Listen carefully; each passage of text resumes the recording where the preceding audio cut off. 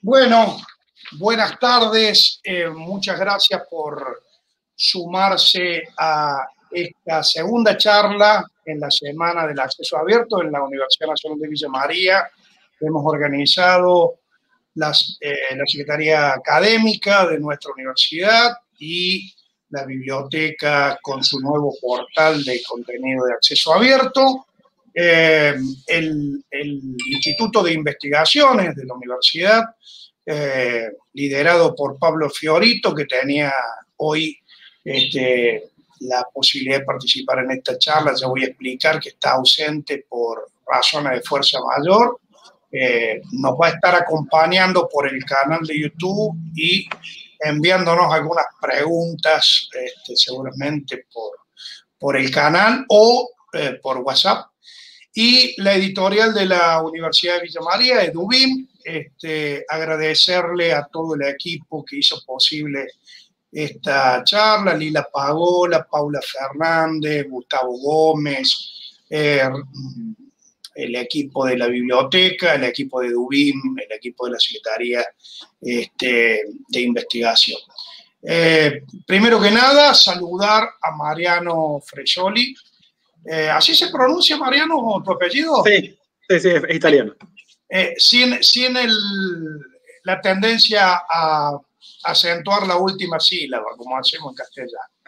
Frescioli, bueno, así, exactamente. Bueno, Mariano, gracias por sumarte, gracias por participar. Tiene un currículum vastísimo y de muchísima precisión para esta charla de hoy.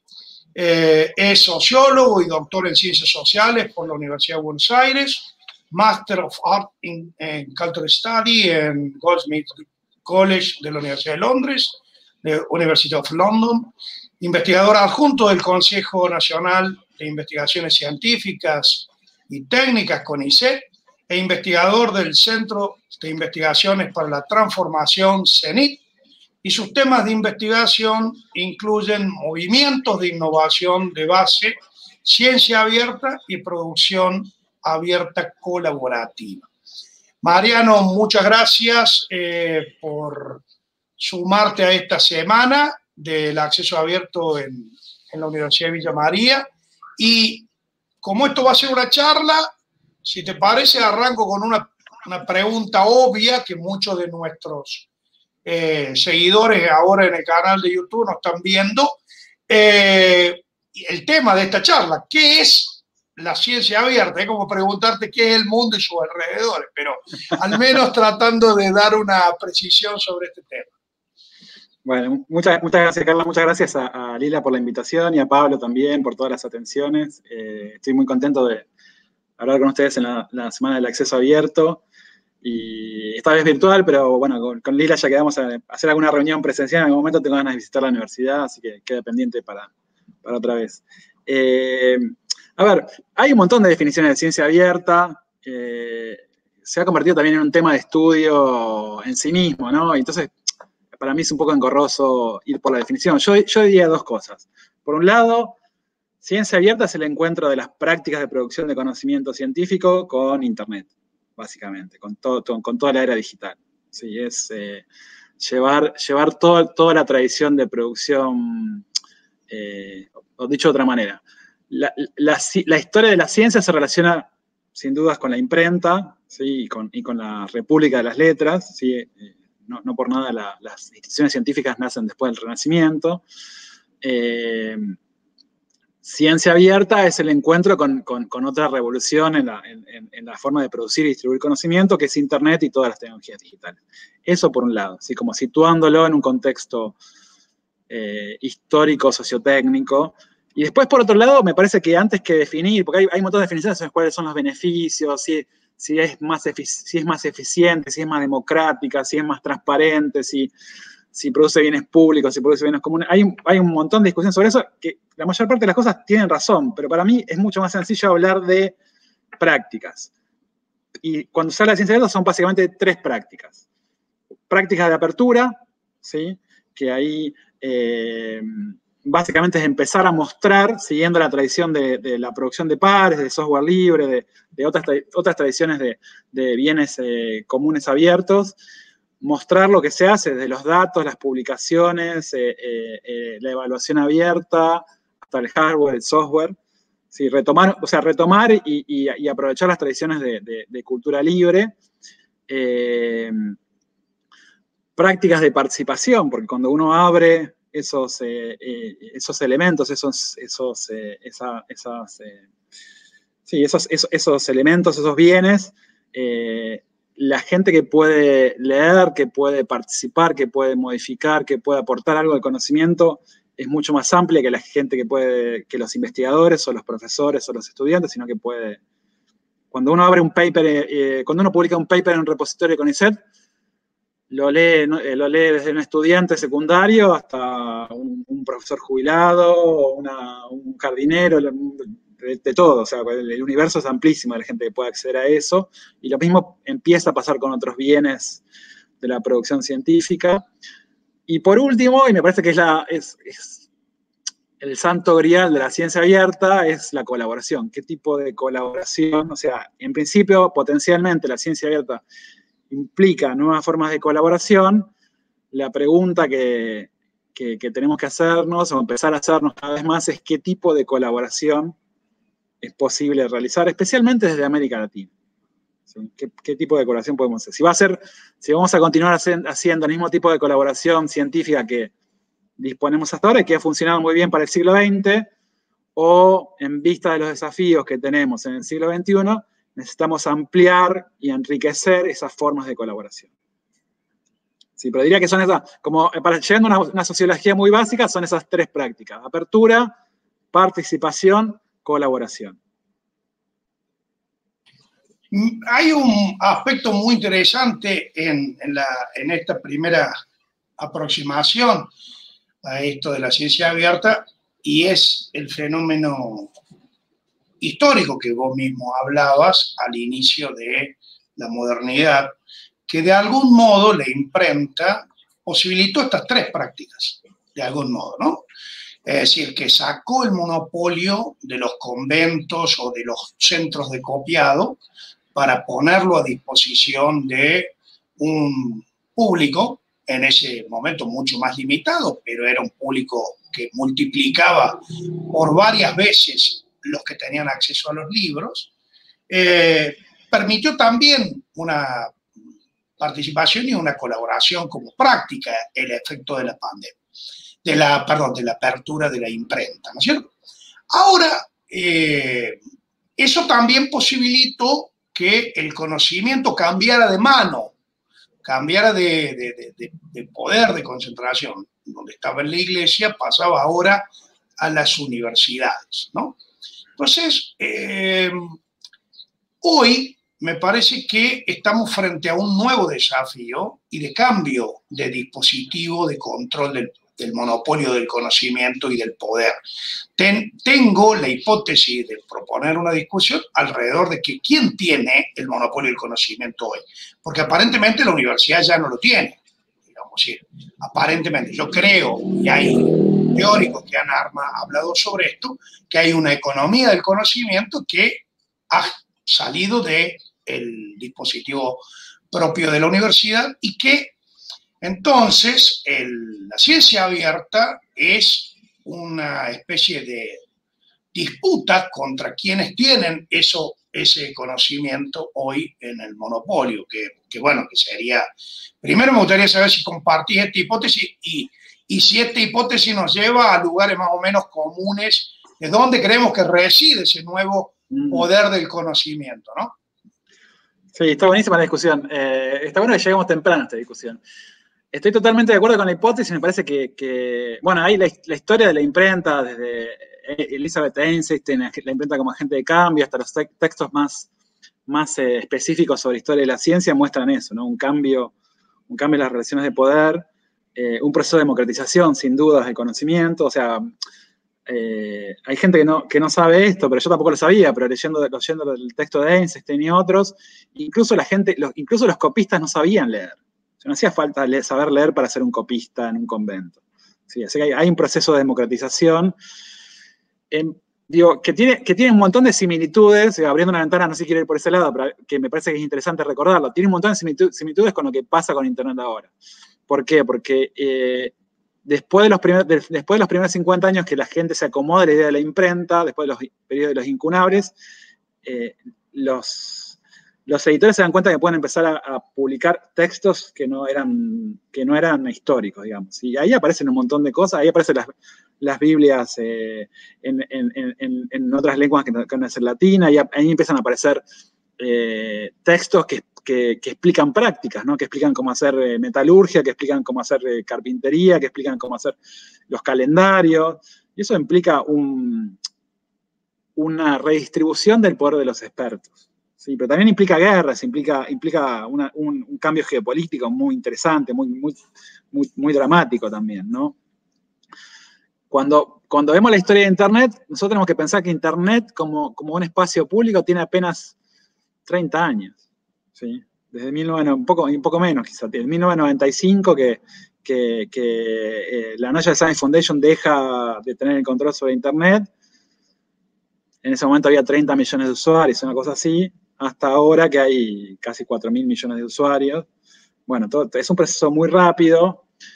Sin duda me parece que hay un proceso de redistribución y cuestionamiento del poder y también del poder de los expertos, no solo de las universidades, no solo de la ciencia. Yo que trabajo del otro lado, digo, esa parte de movimientos de innovación de base, producción de pares, a mí me interesa mucho también qué sucede con cómo alguien puede aprender un oficio, ¿sí? Incluso oficios que no se comparten abiertamente, siguiendo un tutorial de YouTube. ¿Sí? Claro, el mundo de los tutoriales es alucinante. Digo, en este sentido, antes de ayer, mi odontóloga me decía que ella se había animado con un tutorial a colocar azulejos.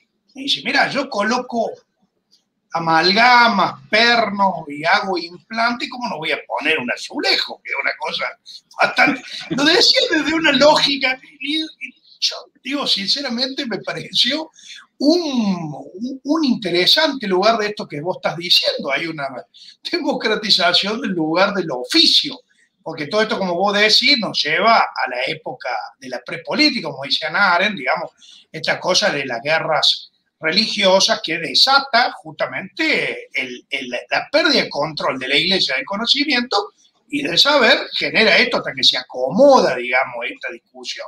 Y hoy, de algún modo, también está pasando esto con los entornos que algunos expertos llaman el entorno GAFA, digamos, ¿no? Google, Amazon, Facebook, Apple, que todos estos elementos generaron una transformación, no solo con la Internet, sino con todos estos otros dispositivos de entornos que terminan concentrando un poder junto con los medios masivos de comunicación que han encontrado un relanzamiento con este entorno, ¿no? Y que para mí son los nuevos centros del poder de la economía, de la comunicación, el poder concentrado de los bancos, de las empresas. Digo, entonces, este entorno también está en un proceso que nos llevará, o estamos, quizá no nos damos cuenta, como los copistas, que estamos primero en una era de incunables, de producción de conocimiento o de formatos incunables, y también estamos en un momento de confrontación preguerra o ya metidos en una guerra, no lo sé, pero digo, el conocimiento sin lugar a duda va a desatar guerras o ya estamos en esa guerra de conocimiento. Sí, a mí me parece que es un momento, es un momento de mucho cambio y pasa algo muy interesante con el tema de ciencia abierta que me parece que se puede extrapolar a otras cosas que estamos viviendo, ¿no? Cuando uno lee los primeros teóricos de la ciencia abierta, o no sé, Nielsen, Weinberg, bueno, hay un montón de gente conocida que participó en las declaraciones de Bethesda, de Budapest, todos los pioneros de la ciencia abierta, es muy común escuchar esta idea de Friese y Fetcher, los que hablan de la famosa definición de un término, 5 escuelas de pensamiento. Toda esa gente habla de una revolución paradigmática, un cambio de paradigma en la producción de conocimiento. ¿sí? Ahora, cuando eso se traduce a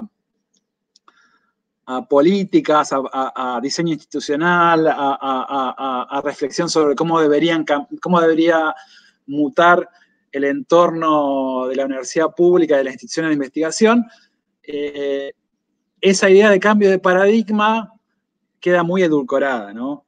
Y me parece que eso es un error político, porque efectivamente estamos en un momento de cambio mucho más grande que la ciencia abierta. O sea, estamos en un momento de pasaje a lo que se llama cuarta revolución industrial, revolución de las máquinas. Hay un montón de... La ciencia abierta es parte de eso, porque la ciencia abierta es una máquina de producir datos para machine learning, para deep learning, para inteligencia artificial, para todo eso. Y me parece que hay algo en el cual las instituciones y muchos de los investigadores y los hacedores de política no terminan de hacerse cargo de ese cambio. ¿Qué significa ese cambio de paradigma, ¿no? Que ahí aparece todo eso que vos estás diciendo. Bueno, hay jugadores muy fuertes en todo esto, ¿no?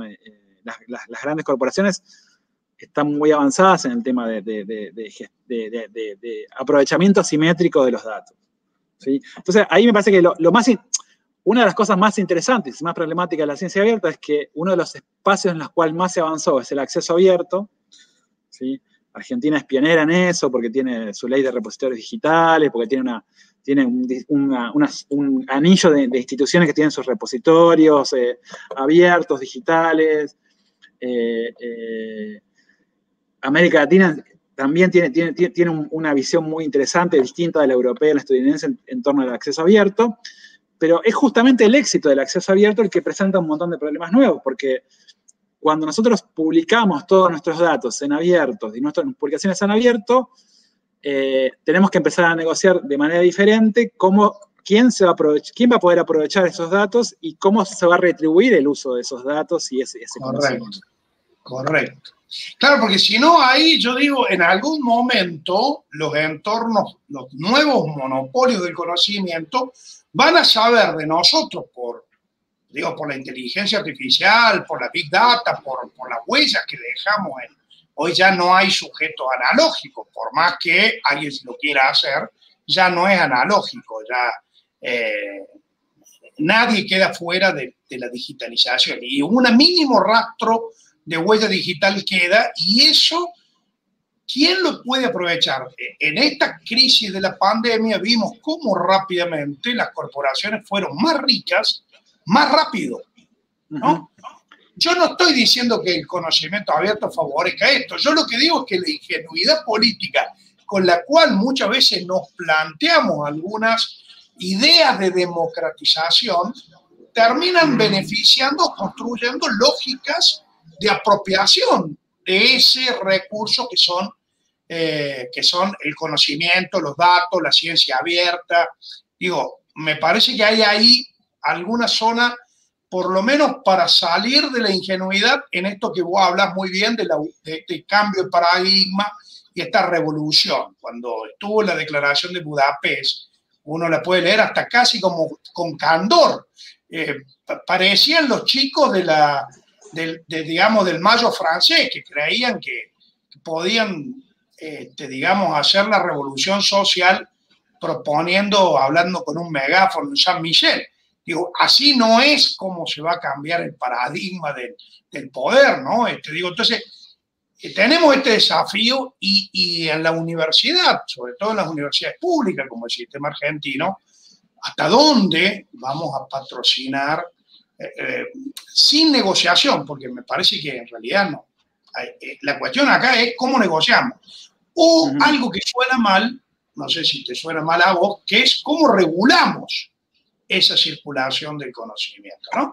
Porque yo digo, la universidad debería ya estar trabajando en inteligencia artificial, debería estar trabajando en big data, aprovechar esa tecnología para poder contraponer y utilizar una negociación frente a estos entornos, ¿no? Sí. Bueno, hay dos cosas ahí. Me parece que la Cameron Nealon, Leslie Chan, la gente que yo conozco que participó de esos primeros encuentros de acceso abierto, Obviamente no sabía en ese momento y el entorno informacional cambió un montón. Ellos son conscientes ahora de ese cambio. Incluso Leslie tiene una pieza muy interesante, no me acuerdo el nombre, pero es un blog, algo así como Reflexiones de un activista del acceso abierto, donde cuenta un poco cómo fue cambiando su perspectiva política. Entonces hay un cambio de eso. Me parece que sí, que hay que pensar algo. ¿Sí? Para mí mi provocación ahí es lo que se pueda pensar no puede venir solamente del lado de la apertura. Me parece que tenemos que avanzar hacia pensar formas de participación. ¿Sí? ¿Por qué? Porque ya estamos en un entorno o en una situación cultural en la cual las universidades están en desventaja frente a la cantidad de información que pueden recibir por parte de las redes. Que cualquier ciudadano puede recibir por parte de las redes, ¿no? Uno de los antídotos a eso es invitar a la gente a ser parte de la producción de conocimiento, a expresar sus ideas, a encontrar un espacio de contención para desarrollar su conocimiento, para enriquecerlo, para enriquecer el conocimiento de los investigadores. Yo creo mucho en la idea de que hay algo que se llama superávit cognitivo, ¿no? que mucha de la gente que no participa en la producción de conocimiento científico puede dedicar un pedazo de su tiempo a ayudar a hacer ciencia ciudadana o hardware libre o otras formas de producción de conocimiento, o incluso no científicas, ¿no? Tecnológicas, y que si no brindamos los mecanismos para hacer eso, estamos perdiendo un montón de oportunidades, pero también estamos negándole oportunidades a esas personas de participar en la producción de conocimiento. Y por el lado político me parece que abrir la participación también es un antídoto frente a la desconfianza frente a los expertos. ¿Sí? Claro, porque en esto, aquí me había apuntado, digamos, ¿no es cierto?, que esto de ciencia abierta dentro de estas prácticas que vos marcabas, este pilar de las prácticas, 3 pilares de las prácticas en la ciencia abierta, está, digamos, aquellos investigadores que no solo están de acuerdo en poner el resultado de la investigación, sino también abrir todo el juego, todo el proceso, ¿no? Y ahí es donde se puede hacer colaborativo. Sin embargo, también aparecen como las vallas, ¿no? Porque digo, hoy, por ejemplo, el compartimento que producen algunas redes sociales, manejo el sentido común, no estoy diciendo lo que está pasando, por ejemplo, en Google Scholar o lo que pasa a lo mejor en academia.edu, digamos, o redes sociales mucho más específicas para el conocimiento, sino desde lo que pasa en las redes sociales que más utiliza el ciudadano de a pie, que es el Facebook, el Instagram, el Twitter. Hay como compartimentos, es como que le hablamos a una tribu o somos de la misma especie, ¿no? Entonces hay como compartimentos que cuesta romper. Entonces, lo colaborativo que tienen estos pilares de la ciencia abierta están en lugares con algunas trabas, con algunas vallas, por lo menos, obstáculos. Sí, ¿no? sí. Sí, pero las trabas no sé si son de... Sí, obviamente, los entornos, o sea, no controlamos los entornos, no controlamos las plataformas tecnológicas, pero Arcor no controla las plataformas tecnológicas, Techin no controla las plataformas, o sea, las empresas más grandes del país, claro, YPF, no controlan las plataformas tecnológicas. ¿Sí? Sí. Y por otro lado, vos tenés iniciativas de ciencia ciudadana que tienen cientos de miles de colaboradores. ¿Sí?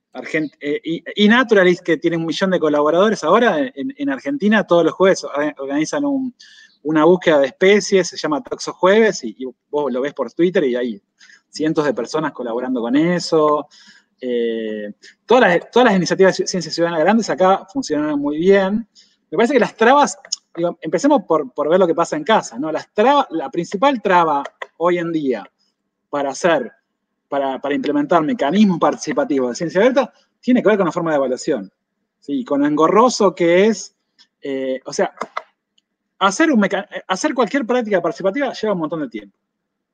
Es un montón de esfuerzo, tenés que involucrarte sentimentalmente con el proceso, porque no es que la gente venga a participar en un focus group y ya está. Es invitar a la gente, encontrar un entorno lindo, ofrecer un café, tener una charla, escuchar, ¿sí? Y todo eso lleva mucho más tiempo del tiempo que nos habilita un proyecto de investigación normal en Argentina o en cualquier parte del mundo. ¿Sí? Es muy difícil iniciar un proyecto de investigación participativo a 2 o 3 años de financiamiento y después de 4 reuniones, cuando la gente realmente entró en confianza y quiera participar, le tenés que decir, no, se me acabó la plata, no puedo hacer más nada. Claro. ¿Sí? Y después está el otro tema que no está bien evaluado. O sea, no hay una evaluación preferencial de eso. Y eso es un primer contacto con la gente que quiere hacer ciencia. Eso tendría que valer igual o más que tener 2 o 3 publicaciones. ¿Sí? No sé qué número ponerle, pero me parece que hay un esfuerzo ahí en la gente que está haciendo ciencia participativa, ciencia ciudadana o hardware libre o software libre para la ciencia, que es un contacto directo con la población. ¿Sí? Eso es parte, me parece, de pensando desde casa de lo que hay que empezar a repensar. Y ahí las universidades tienen mucho para hacer, porque desde las bibliotecas a los espacios a las unidades de extensión, tienen capacidad para imaginar y experimentar con cosas que por ahí las instituciones más grandes todavía no se animan. Sí, pero de algún lado tenemos que empezar a tirar esa piola, porque si no nos vamos a quedar solamente con los datos y las publicaciones en el acceso abierto, y eso ya sabemos que lo van a aprovechar muy pocos. Claro, claro. Yo tengo más preguntas. Le voy a ir diciendo a los que nos están siguiendo, que por suerte son bastantes ahora los que nos están siguiendo en el canal de YouTube. Si tienen preguntas, las vamos a ir poniendo para que Mariano las pueda discutir, exponer. Así que en algún momento le voy diciendo a Caro, que está ahí detrás de las máquinas, que vaya pensando en alguna pregunta en relación a esto. Y mientras tanto, vuelvo a esto de la evaluación, que me parece un punto importante. Cuando hablas de evaluación de los procesos, no de los, digamos, de los resultados, ¿no? Sí, me parece que hay que pensar la evaluación no solo de los resultados, sino en forma amplia, ¿no? Hay algo ahí. ¿Cómo te digo esto sin patear toda la mesa, ¿no? Pero. No, pateé la mesa porque me parece que eso es lo importante. Estamos, No, me parece que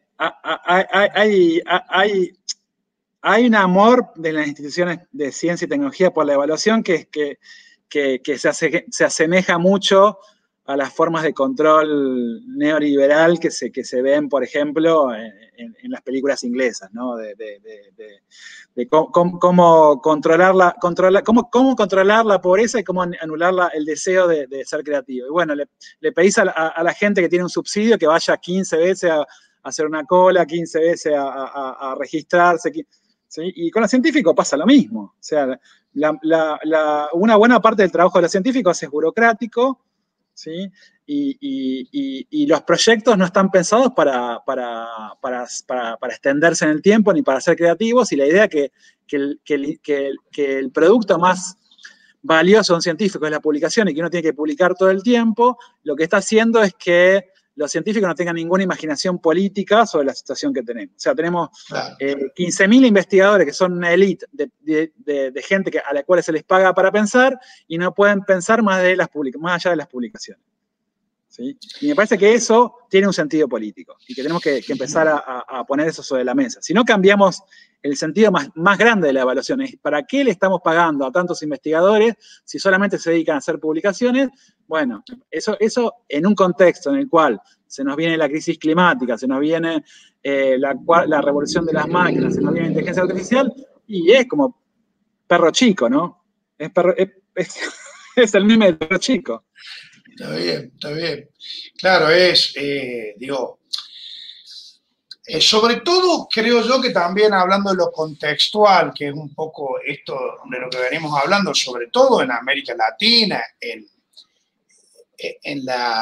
también en la frontera que significa la lengua, ¿no? Porque, nosotros escribimos, bueno, muchos científicos deben publicar en inglés, pero también ahí hay una elitización muy, muy concentrada, ¿no? Es decir, hoy me parece que tenemos una imposibilidad de hacer apertura si la apertura de los papers es en inglés. Es decir, digo, ¿quién lee eso, digamos, no? Entonces, la participación baja, era como seguir publicando en la universidad en latín, cuando hablábamos de este pasaje a las lenguas romance, que significó la posibilidad de la imprenta, de darle cabida a estas lenguas romance, ¿no? Entonces digo, nosotros hoy también tenemos ese problema que no controlamos los dispositivos, no controlamos dispositivos tecnológicos y tampoco tenemos, o sí, deberemos pensar cómo discutir, cómo poner a nuestro castellano dentro de una lengua científica, ¿no? Es decir, porque las máquinas indexan en inglés, por eso hacemos abstract en inglés, por eso ponemos palabras claves en inglés, las keyword, y no ponemos palabras claves, nos piden keyword, digamos, ¿no? Entonces, digamos, hay toda una doble vara y una doble moral, ¿no? Yo siento eso en muchos casos. Sí, me parece que sí, sin duda. Y todos los científicos lo sabemos. ¿Sí? Lo más llamativo quizás es que buena parte de cómo se decide la evaluación científica no la decide, no la decide el ojo que mira todo de Haraway, ¿sí? La decimos nosotros mismos. ¿Sí? Es una discusión de pares, ¿no? Sí. Pero bueno, me parece que hay un punto clave ahí, que es algo que se viene discutiendo no solo en el ámbito científico, o quizás hay que discutir más en el ámbito científico, pero se viene discutiendo en otros ámbitos, que es la necesidad de repensar una imaginación política para la acción social y para la ciencia también. La ciencia también tiene que repensar su imaginación política. Eso, volviendo al tema de si efectivamente estamos ante un cambio de paradigma en la producción de conocimiento, bueno, tenemos que empezar a repensar las instituciones, crear una nueva imaginación política para esas instituciones, incluyendo la evaluación. ¿Sí? Pero la evaluación, digo, es central porque la convertimos en algo central, porque se convirtió en algo central en las últimas décadas, durante el último siglo, pero no es algo imposible de cambiar y me parece que ni siquiera es el punto más relevante de este cambio. Sí, para mí el punto más relevante de este cambio es cómo reimaginamos institucionalmente una ciencia que pueda contener la inteligencia política, la capacidad creativa de la gente que ya tiene acceso al conocimiento y que no está participando en la producción científica. Esa me parece que es la gran pregunta de la imaginación política del siglo XXI para la ciencia. Bien, tenemos alguna participación en el público que nos arrime alguna pregunta. A ver ahí. Caro, no sé si tenés alguna pregunta, si no, sigo, ¿no? La imaginación al poder, decían los chicos del 68, ¿no? Nosotros también necesitamos cambiar. Ahí hay una pregunta de Marcela Paz. No sé si la estás viendo en pantalla, sí, Mariano. ¿Qué rol podrían tomar las universidades para ayudar a abrir el conocimiento de forma virtuosa, buscando evitar la apropiación del conocimiento por parte de las grandes empresas? Exacto. De algún modo Marcela puso algo que yo di vueltas para decir y Marcela puso 3 renglones, excelente. Sí, Marcela es amiga, era parte de Biolef y es parte de CENIN. Bueno, bien, perfecto. Te tiro un centro entonces. Sí, me tiró un centro, es una pregunta difícil, pero está buenísima. Me parece que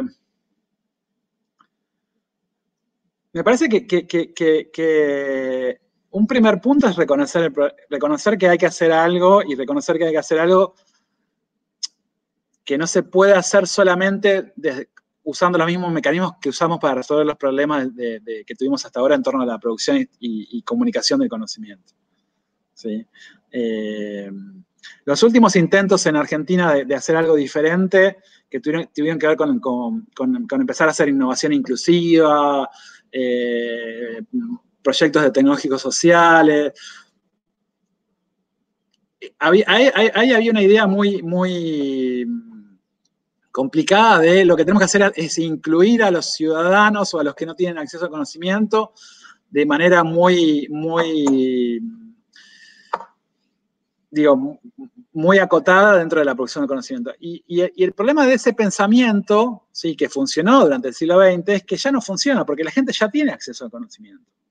¿Sí? Ya tiene acceso a... Si vos querés buscar un artículo científico, ni siquiera necesitas ir a la biblioteca. ¿sí? Si vos sos un ciudadano común y necesitas, o una ciudadana común, necesitas un artículo científico, o necesitas un pedazo de software, necesitas un pedazo de código, necesitas tener que ir a la biblioteca o a una universidad. ¿Sí? Entonces, esa realidad es la que nos interpela y la que nos obliga a repensar cómo sería. Yo no tengo una solución a esa pregunta, pero sí me parece que una forma de empezar a resolver eso es reconocer el problema y empezar a imaginarse, construir una nueva imaginación política. Cuando digo construir una nueva imaginación política, es hacer ejercicios de prospectiva, hacer ejercicios de participativo, hacer festivales de ciencia y ciudadanía, hacer festivales de ciencia abierta, hacer encuentros entre ciencia y movimientos sociales y otros actores que nos lleven a repensar cómo podemos ayudar a que un montón de voluntad creativa, de gente que quiere colaborar en la producción de conocimiento, se acerque y pueda participar.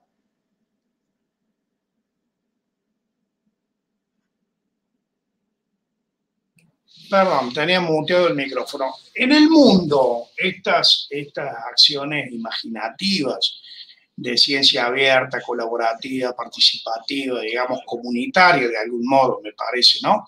Que desafían este paradigma tradicional de la ciencia en la universidad o en los expertos o en los centros de investigación. ¿Tiene algún lugar que vos señales como relevante, como un lugar que decir, che, prestemos atención a esto que se está haciendo en este lugar, como un modelo como para tener una especie de norte hacia dónde dirigirnos?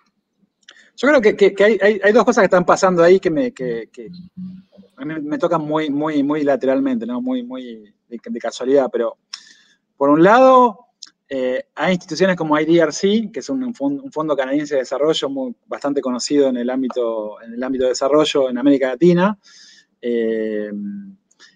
que está empezando, está financiando un proyecto para hacer prospectiva de cómo podrían cambiar las instituciones científicas para adaptarse a los desafíos del siglo XXI y está volviéndose prospectiva. ¿Sí? Como necesitamos repensar el financiamiento, necesitamos repensar la evaluación, eso es lo que están proponiendo ellos, y a partir de lo de IRC, hay otras instituciones que están empezando a acercarse a esa idea. Bueno, ¿cómo repensamos? Cuando cambie IRC, cuando cambie la OCDE, cuando cambie otras instituciones grandes, bueno, eso va a implicar un cambio de agenda de alguna medida, ¿no? Eso por un lado, ¿no? Por el lado más formal, si querés. Y después uno tiene, hablamos del activismo de acceso abierto, ¿no? Hay un nuevo activismo en ciencia abierta, es el activismo de la ciencia ciudadana y el activismo del hardware libre. Y en particular el activismo de hardware libre, un espacio que se llama GOSH, que es el encuentro de hardware libre para la ciencia, Gathering of Open Hardware for Science, que es un encuentro internacional. Ellos están desarrollando hace varios años, y ahí tenemos varios amigues, prácticas participativas para imaginar cómo sería la ciencia abierta, cómo sería el hardware libre para la ciencia en las próximas décadas.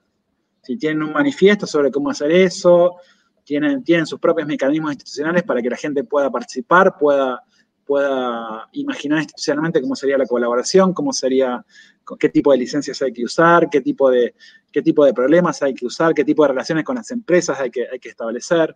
Me parece que eso está empezando a pasar en ámbitos muy diferentes, en el ámbito del nuevo activismo de la ciencia abierta, si querés, pero también en el ámbito de los financiadores. Y eso me parece que es interesante y hay que tomar nota, ¿no? Hay que estar muy atentos a esas cosas.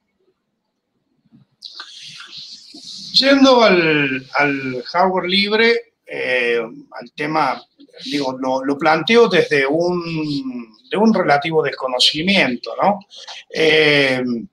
Pero, ¿qué riesgo tenemos de que los procesos colaborativos de hardware libre pierdan vigencia o pierdan impulso frente a, digamos, proyectos comerciales o empresas, digamos, de empresas desarrolladoras que tienen una capacidad de inversión muy fuerte, que pueden comprar incluso a aquellos que se destaquen, ¿no? Hoy el otro día leía un informe que hay un fragmento de jóvenes talentosos que sin título de ingeniero están trabajando en múltiples empresas de este entorno GAFA con sueldos de ejecutivos de bancos que tienen de títulos de posgrado, MBA de las universidades más prestigiosas y que no tienen ningún título más que incluso algunos ni han terminado el bachillerato, ¿no? O el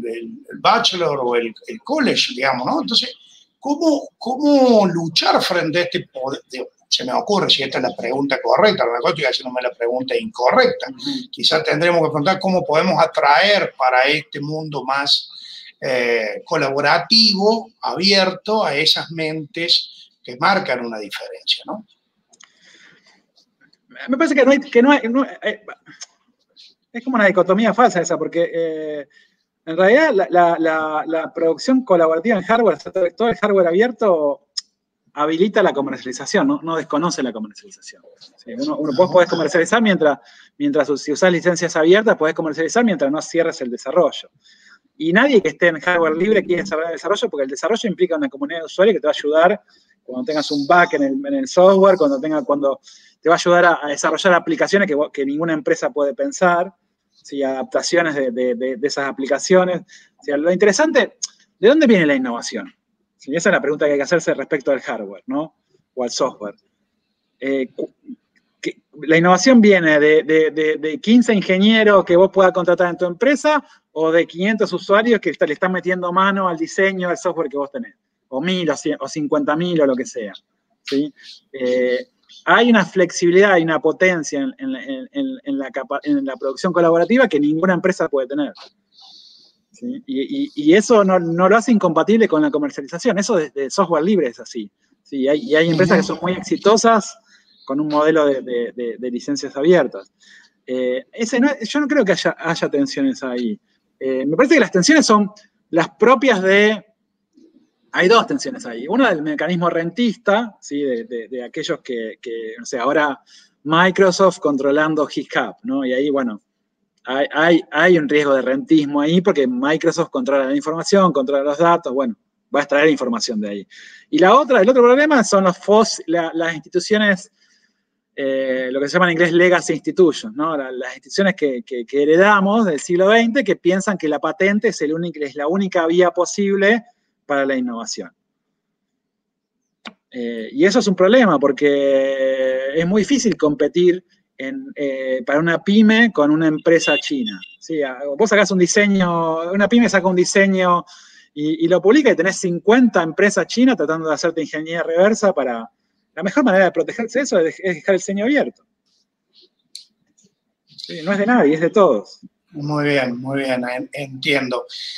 Y además esto plantea algo, ¿no? Que no siempre lo abierto está contra la economía, digamos, social, digamos, ¿no? O es una forma de producción de la economía social, ¿no? Lo abierto es una economía, lo abierto es una economía de abundancia, ¿sí? No es una economía de escasez. Hay que empezar hay que empezar a hacerse, a dar cuenta de esa idea. ¿Sí? Es una fase superior de la producción de conocimiento. No estamos más en una economía de escasez de conocimiento. Estamos ante la posibilidad de una economía de abundancia de conocimiento. Y en todo caso, la pregunta que tenemos que hacernos es qué significa si tenemos una economía de abundancia de conocimiento, cómo vamos a manejarnos con eso y qué tipos de instituciones tenemos que tener para que no sea un desastre ecológico la abundancia de conocimiento. Claro. Digo, en este sentido, ¿cómo separar el conocimiento de algún modo? O cómo son las instituciones que pueden limpiar el conocimiento, por decir de alguna manera, plausible, verificable, de aquel que forma parte de un conocimiento tóxico, un conocimiento que desinforma o produce desigualdad. Pero de algún modo sospecho que estos son los problemas que enfrentamos en todas las áreas de la vida humana, ¿no? Sí, sin duda. Se me ocurre que ese es un problema. Está bueno esto de la escala, digamos, de cambiar la escala de la escasez a la escala de la abundancia.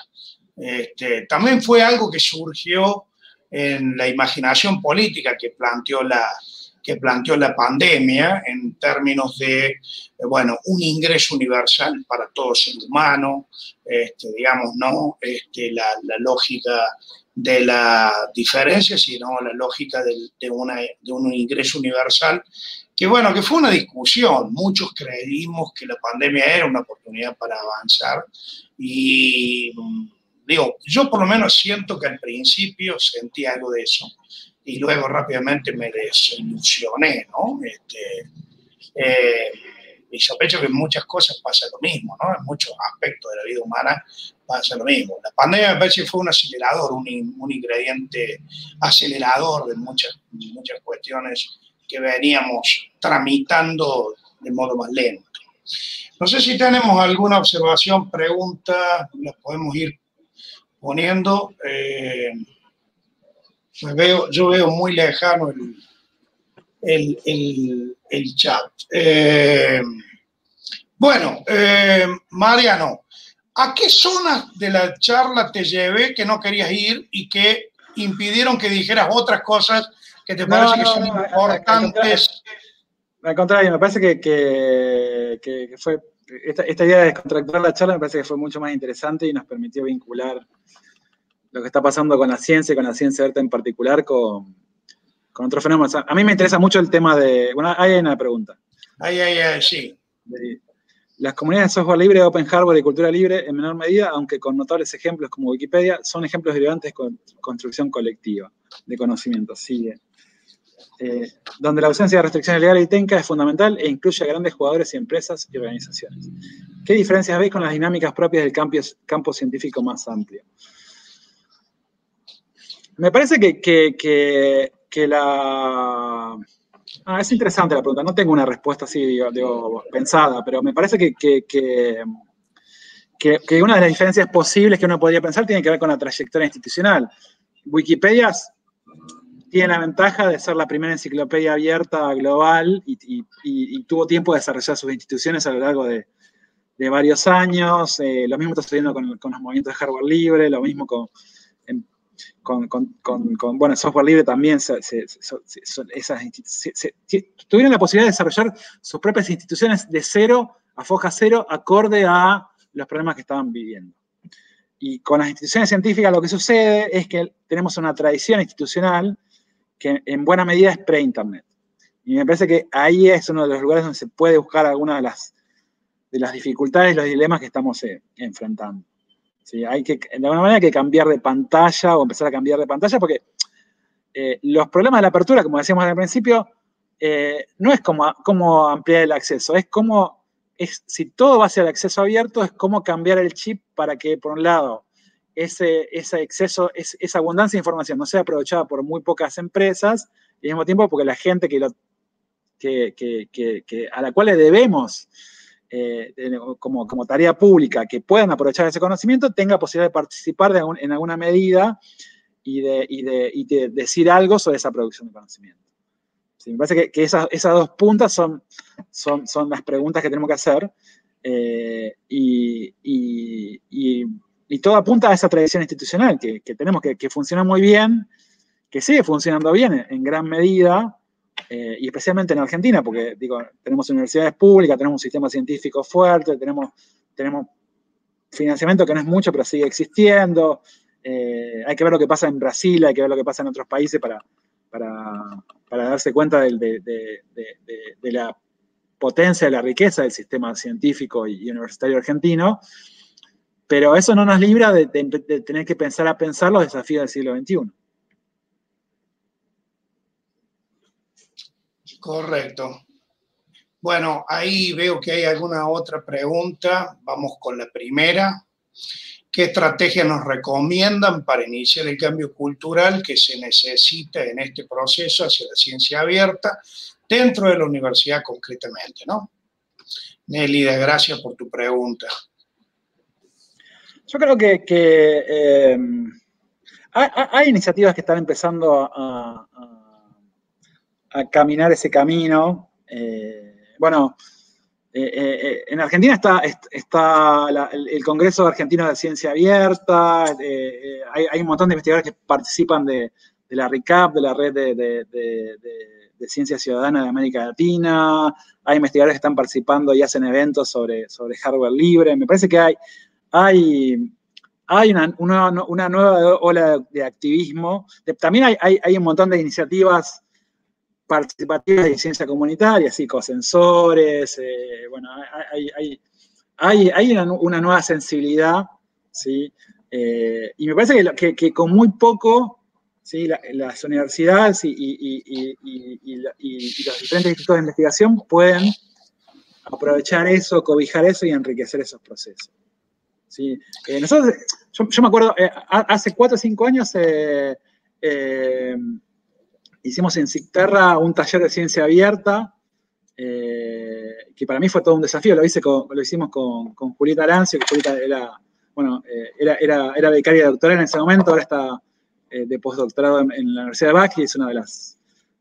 participa muy activamente en la red de hardware libre para la ciencia, y para mí fue todo un descubrimiento que una institución argentina como un instituto de investigación con 100 investigadores en Córdoba pudiera abrirse a eso y tener un par de días de repensarse, de pensar las prácticas, de decir qué dificultades tenían.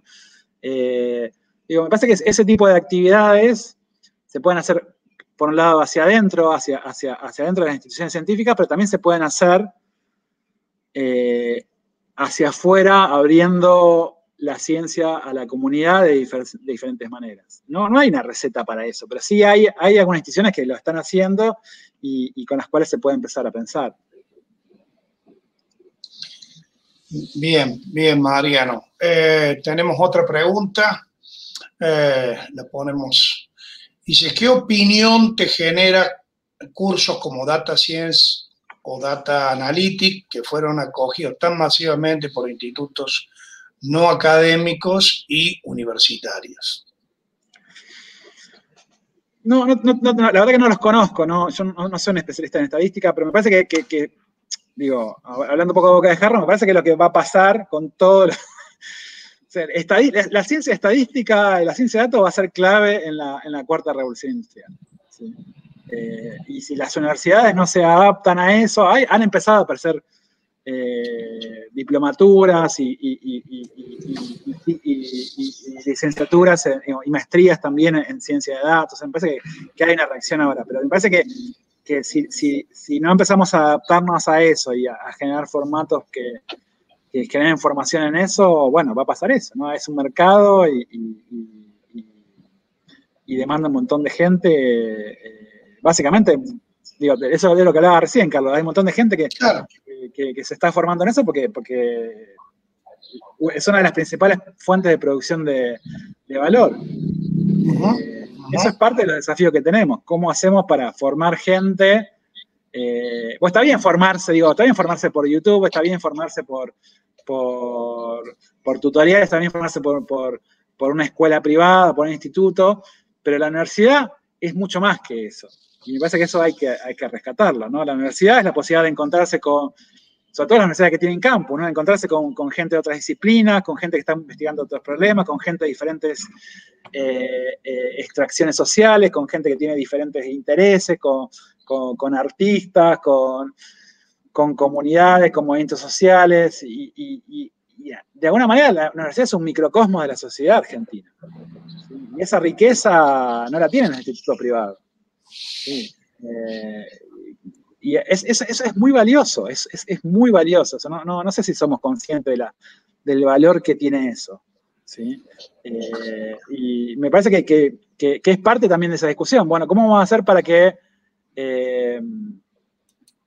proteger eso, pero también para enriquecerlo?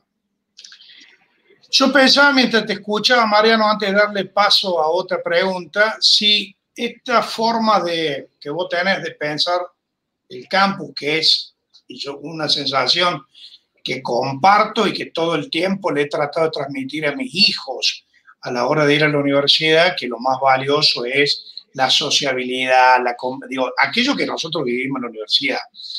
Y yo te digo, te miran como diciendo, ¿quién te dice que eso no se puede hacer en otro lado? ¿No? Es decir, de algún modo me parece que también la pandemia puso allí, por lo menos para algunas disciplinas, un lugar de sospecha. O sea, digo, por ejemplo, para algunas materias, experimentamos la posibilidad de tener alumnos en el extranjero que no hubiéramos tenido en la presencialidad. Y la sociabilidad se dio perfectamente entre ellos, por la mensajería de WhatsApp, digo, hay como una cosa ahí también que suena como que de deseo, de añoranza de otro tiempo, pero que hay que ver cómo evoluciona hacia el futuro, adapta, ¿no? Sí. Sí, Cómo se adapta. Sí, Pero digo, porque esto forma parte de las contradicciones que sentimos, ¿no? Es decir, que yo siento lo mismo que vos, pero creo que por allí también, cuando hablas con los jóvenes, digo, yo no sé si sabés, pero hay muchos estudiantes, digo, seguramente te debe pasar a vos también, pero a mí me han planteado muchos estudiantes que no quieren volver a la presencialidad después de la experiencia de 2 años. Hay un gran grupo que sí, y hay un gran grupo que te dice, mirá, yo con esto me acomodé, puedo laburar, puedo cursar materias. Digo, va a haber una discusión. De hecho, los rectores están discutiendo y preocupándose sobre cómo va a ser la nueva normalidad el año que viene, ¿no? Es decir, ¿hasta cuándo van a poder no solo exigirle a nosotros que nos pagan un sueldo como docentes, sino hasta cuánto van a poder exigirle a los estudiantes que vengan al campus? No, sin duda. No, sin duda, sí. Bueno, yo no la pienso como un problema, sino como una oportunidad para redefinir qué significa ir a la universidad. Exacto, ¿Sí? exacto. Sin dudas, yo doy clase en San Martín, ¿no? En la Universidad de San Martín, y a mí me pasa lo mismo. O sea, a mí mismo me pasa lo mismo. Yo no estoy viviendo más en Buenos Aires, estoy viviendo 100 kilómetros de Buenos Aires. Para mí es mucho más sencillo dar clases de mi casa, pero también me parece que hay que encontrar una forma híbrida y eso permite repensar cuál es. Lo que no quieren los estudiantes, me parece, y lo que no tiene sentido es obligarlos a ir a clase cuando puedan tener esa misma clase desde la casa. Ahora, si uno le puede ofrecer otra cosa, en algún formato híbrido que implique ir a hacer otro tipo de actividad, ir a hacer otro tipo de formación, ir a hacer talleres, ir a hacer otro tipo de encuentro, de formación, me parece que es algo para pensar. Y ese espacio de encuentro me parece que como espacio político, como espacio de formación, tenemos que mantenerlo. Quizá la ciencia abierta tiene que repensar eso también, ¿no? ¿Cómo va a ser la combinación entre virtualidad y presencialidad? Alimentando, por supuesto, esto de la educación híbrida, ¿no? Sí, vamos con otra pregunta u opinión de nuestros. Dice, ¿por dónde empezar para cambiar la postura de los investigadores que no están dispuestos a compartir procesos de la investigación, ¿no?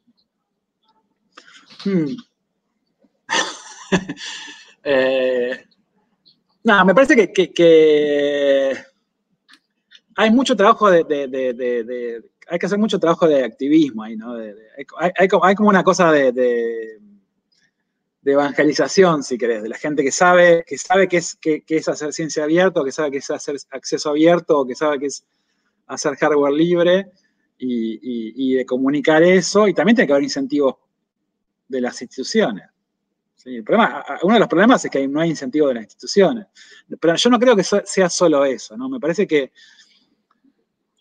a mí me gusta a veces empezar algunos cursos que doy sobre ciencia abierta o sobre producción de pares hablando de, bueno, ustedes saben lo que es la producción de pares, y gente dice, no sé lo que es no sabemos. Bueno, pero usan Wikipedia. Claro. Cualquiera usa Wikipedia o cualquiera sin saber está usando software libre cuando su computadora ingresa a un server. Estamos rodeados de producción de pares y de producción abierta y estamos rodeados de posibilidades de acceder a conocimiento abierto de no solo de lo que proveen las universidades, sino de lo que proveen otros sitios. Y eso ya está presente entre nosotros, ¿sí? Entonces, me parece que una de las tareas, hay que enamorar a la gente con el potencial que tiene la cultura libre, la cultura abierta, para producir conocimiento y resolver problemas de manera más eficiente y más democrática que los mecanismos convencionales. Coincido. Se trata de lo que dijiste al principio. Es un proceso de evangelización. Todo parece ser que va por ese camino, ¿no? De convencer, de militar, digamos, evangelizar en el sentido etimológico de la palabra, ¿no?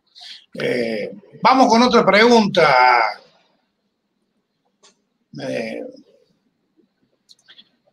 Ahí hay una... Lila, en mi experiencia, dice, hay variedad de situaciones de fricción entre científicos y científicas formados y las comunidades soft, open y cultura libre. ¿Cómo podrían potenciar esas colaboraciones?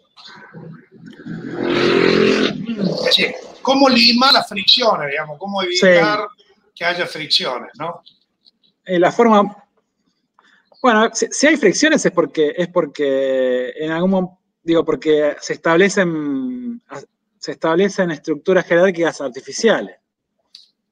Sí, o sea, la pregunta sería cómo establecer mecanismos de intercambio, cómo establecer mecanismos de aprendizaje mutuo donde no haya tantas jerarquías artificiales. El conocimiento que tiene un científico o un investigador en programación no es superior al que tiene un hacker. ¿Sí? Me parece que se trata un poco de reconocer que hay ámbitos en la cultura libre donde los científicos y la gente que participa de la cultura libre, ya sea en hardware, en software, en semillas abiertas o en otras instancias, son pares. ¿Sí? Y después vemos cómo se evalúan los científicos y bueno, la producción de papers y todo eso, que bueno, ya sabemos que lo hacemos para justificar nuestro salario, pero en el hecho más básico de cómo se produce, el hecho más básico de producción de conocimiento, no hay mucha diferencia entre un hacker y un investigador que está aprendiendo a programar. Te diría que la gente que sabe programar sabe mucho más que un astrónomo que está tratando de hacer un análisis con Python. Totalmente. No, pero te decía que esto de la evaluación, que ha sido un término que ha estado dando vuelta, hablemos de que la evaluación es un término económico, digamos, de medición económica, ¿no? Porque se evalúa cuánta plata te damos, se evalúa cómo te permito gastarlo y te evalúa cuáles son los resultados que obtuviste. Digo, o sea, la evaluación funciona como una especie de cuantificador de la decisión económica, econométrica, sobre la cual se va a financiar la investigación. Entonces, un ensayo de un físico, astrónomo, vale 7 u 8 veces más que a lo mejor el trabajo de una investigación colaborativa, digamos, en un proyecto de ciencia abierta, ¿no? Entonces, la evaluación acá dice mucho más que lo que da como resultado. Por eso te planteaba la cuestión, digo, de que la evaluación es un problema econométrico, digo, ¿no? Sí, los colegas cuando evalúan están diciendo, sí, bueno, se la damos, como diciendo, le damos unos mangos, esta gilada para que haga esto. Y en realidad después la plata se invierte en otros lugares cuyo expectativa de impacto muchas veces es tan valiosa como la ciencia abierta, ¿no? Eso un poco como para también plantear el rol de la evaluación de pares, ¿no? O sea, el trabajo de pares, ¿no? Que tiene que ver con una lógica de que muchas veces se entiende mal esto de pares, ¿no? Vamos con otra pregunta. Me dicen por ahí que va siendo la última porque ya llevamos un intenso intercambio con Mariano. Tampoco los vamos a andar explotando haciéndolo hablar 2 horas, digamos, así que... El único límite de todo es que te va a traer la gallina en un rato. Pero. No, tranquilo que ya vamos terminando, porque la idea de esta charla era, bueno, no excedernos. La gente, digamos, en realidad también está bastante cansada de participar de este tipo de actividades, y sí vemos que después mucha gente que la ve después a la charla, ¿no? Entonces, también no abusemos del tiempo.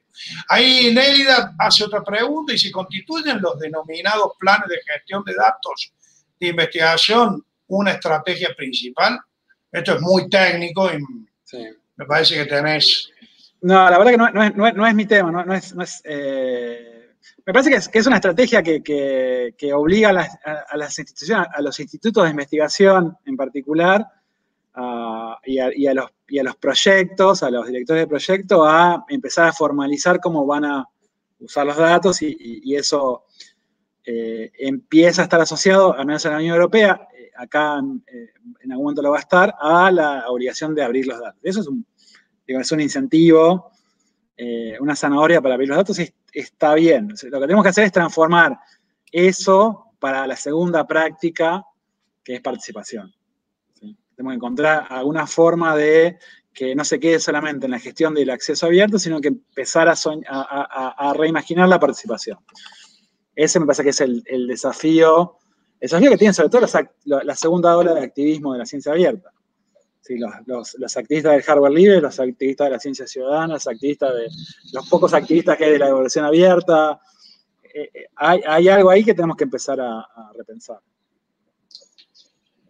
Yo, para cerrar, creo que no hay más nada, pero para cerrar, en toda esta conversación hay una pata que me parece que es importante, digamos, no sé cómo la pensás vos, que es lo que se llama la open data, la información del Estado, de los gobiernos, en también la participación abierta de data, que no solo le exigen a los científicos, sino también que publiquen data dura, ¿no? De participación del Estado, ¿no? Es decir, si bien hay reglamentaciones sobre esto, los gobiernos provinciales, muchos gobiernos municipales y algunas instituciones restringen el acceso a lo que podríamos llamar esa otra parte, que es la gestión abierta, ¿no? La gestión de las instituciones gubernamentales. Hay también un activismo muy fuerte sobre esto. ¿Cómo lo ves vos, Mariano, integrándolo a esto que le llamamos el conocimiento abierto, ¿no? Sí. Me parece que bueno, hay un activismo muy fuerte de datos abiertos, ¿no? Está Codata, hay un activismo de ONGs de datos abiertos y eso, digo, en buena medida no funciona en todos lados, pero hay como un camino institucional para hacer eso. Donde está menos desarrollado, que es el punto donde más me interesa, es en el punto de hardware, por ejemplo. ¿Sí? Vos sabés que INTA, INTI, la CONAE, bueno, lo crean las viejas empresas públicas, YPF, cuando tenían sus laboratorios de investigación. Argentina, con sus instituciones de innovación, era una máquina de producir innovación. ¿Sí? Y ahora es muy difícil encontrar un registro de eso. ¿Sí? Hay que ser muy humildes. Las instituciones tienen que ser más humildes. Las instituciones no saben para qué va a usar el conocimiento el resto de la población. No lo saben. No hay forma de que lo sepan. ¿Sí? ¿Por qué? Porque la gente agarra un diseño, agarra una máquina y la usa para 1.000.000 de cosas diferentes de lo que la pensaron 4 investigadores en un laboratorio en Buenos Aires. ¿Qué sabe para qué la va a usar un chacarero en Santiago del Estero? Alguien que tiene una plantación de vid en Mendoza. No se sabe para qué van a usar las máquinas. ¿Sí? Y toda esa biblioteca de conocimiento debería estar disponible. ¿Sí? Si queremos fomentar la innovación, la producción, desarrollo más sustentable, tecnología más sustentable, tenemos que empezar a abrir esos diseños también, no solo los datos de gobierno, tenemos que empezar a abrir las tecnologías.